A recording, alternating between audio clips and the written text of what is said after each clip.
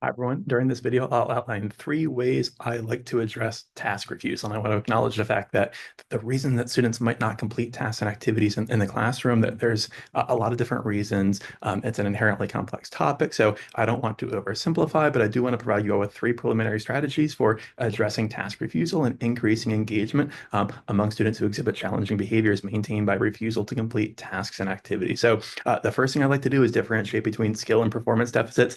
I'm smiling because I always use the example with my students of me doing a backflip. And I say, if you offered me $1 million to do a backflip, I'm not doing that backflip. It's not because I don't want the $1 million. It's that I can't physically complete the backflip. I'll try to, but it's probably not going to end well.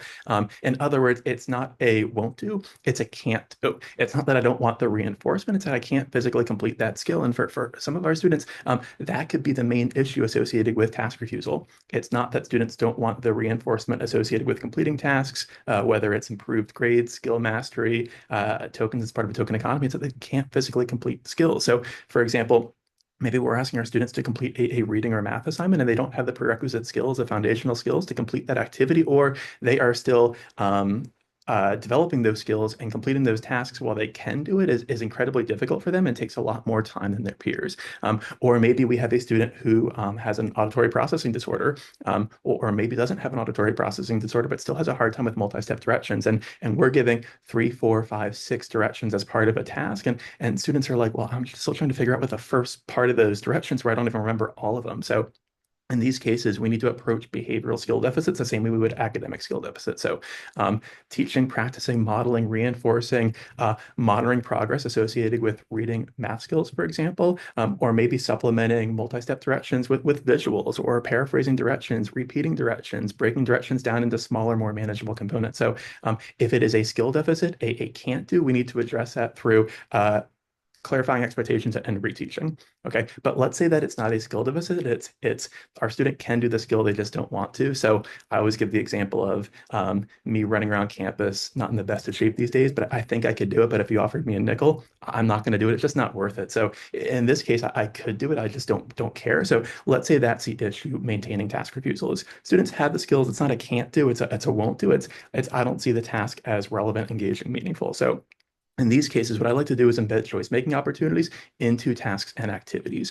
Okay. When I was a high school math teacher, I saw an increase in homework completion just by allowing my students to pick evens or odds. Or maybe there's 5 problems in every section of the homework, they can pick 3 to complete. So just embedding choice-making opportunities in a really small way, in this case, increased homework completion among my students. There's lots more meaningful ways that you can embed choice-making opportunities shown through research to increase engagement and decrease task refusal, allowing students to pick where in the room they complete tasks, what materials they use to complete tasks, maybe who to work with if they want to work individually with a partner or in groups of 3 or 4, the order in which they complete multi-step assignments or multiple assignments. They can pick the order in which they complete those assignments. They can pick what they earn contingent on completing that assignment. Just promoting shared governance, embedding choice-making opportunities has been shown to address task refusal and increase engagement.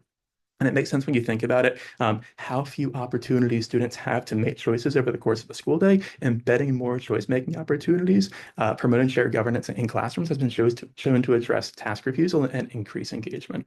Okay, and the last thing I like to do is to make learning more relevant and engaging for my students by bringing in a few different things. One of them is student interest. I can't tell you how many hours I spent watching Minecraft videos to where I can bring those experiences into activities for my students who are really interested in Minecraft. As a former high school teacher addressing task refusal in math class, we embedded the Electoral College because a lot of my students were really into politics. And I saw an instant increase in task completion, engagement, just by bringing in current events and student interest into activities. You can also bring in students' experiences outside of home. One of my favorite things to do is reach out to families and say, hey, we're starting a unit on fractions. How do you use fractions at home? Maybe it's a parent who does a lot of cooking or baking, and we can bring those examples into activities. Some of the best examples, the best lessons I feel like I've ever facilitated has been by connecting with families. Maybe a parent is an electrician, a plumber, a carpenter, and we can bring those experiences into activities. I've even had families record YouTube videos of how they apply core course concepts and we bring that into class and it enriches class activities. It acknowledges and empowers family members, and students love seeing their parents or family members up on the screen, and it's a great conversation starter. So just bridging that gap between student experiences outside of school, specifically in the home setting, and school experiences to facilitate engagement. So I hope these strategies help in terms of addressing task refusal and increasing engagement with your students.